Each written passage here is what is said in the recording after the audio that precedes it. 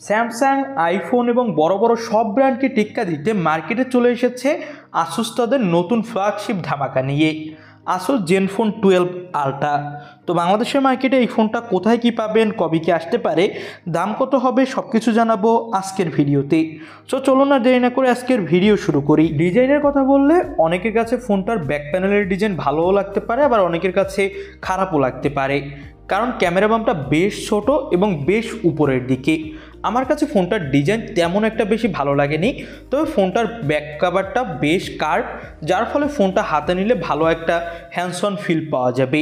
এবং এটা কিন্তু বক্সি টাইপের কোনো ফোন দেওয়া হয়নি, কার্ভি একটা ফোন।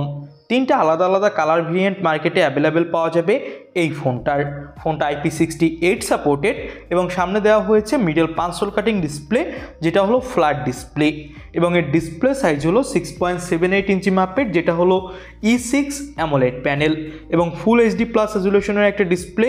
অনেকের কাছেই মনে হতে পারে যে এখানে 4K ডিসপ্লে কেন দেওয়া হয়নি, এবং এর রিফ্রেশ রেট দেওয়া হয়েছে 120 হার্টজ, যেটা আপনি যখন গেমিং করবেন তখন এটা 144 হার্টজে শিফট করে যাবে, এবং এর পিক ব্রাইটনেস থাকছে 2500 নিটস।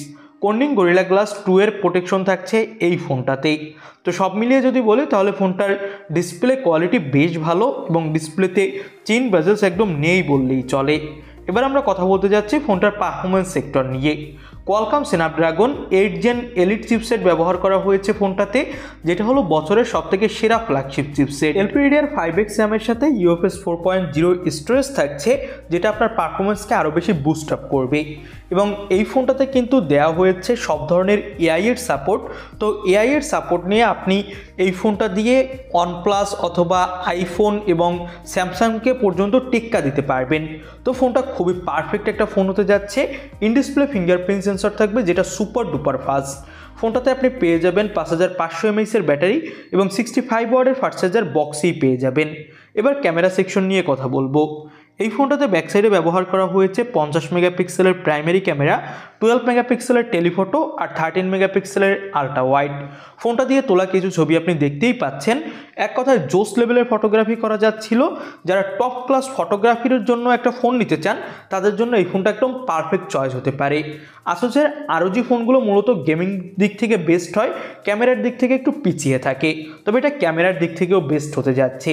ফোনটাতে 32 মেগাপিক্সেলের সেলফি ক্যামেরা পাবেন, সামনে পিছনে 2 ক্যামেরা দিয়েই 4K-তে ভিডিও রেকর্ডিং করার সাপোর্ট থাকছে।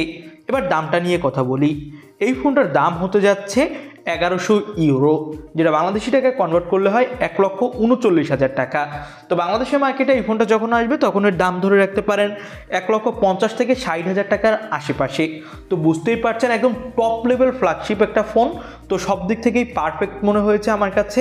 তবে এই দামে কিন্তু আপনি স্যামসাং গ্যালাক্সি S25 আলট্রা অথবা আইফোন 16 সিরিজের যে কোনো একটা ফোন নিয়েও নিতে পারেন। তো এই বাজেট অনুযায়ী এই ফোনটা আপনাদের কাছে কেমন কী লাগলো সেটা অবশ্যই আমাদের কমেন্ট বক্সে জানাবেন।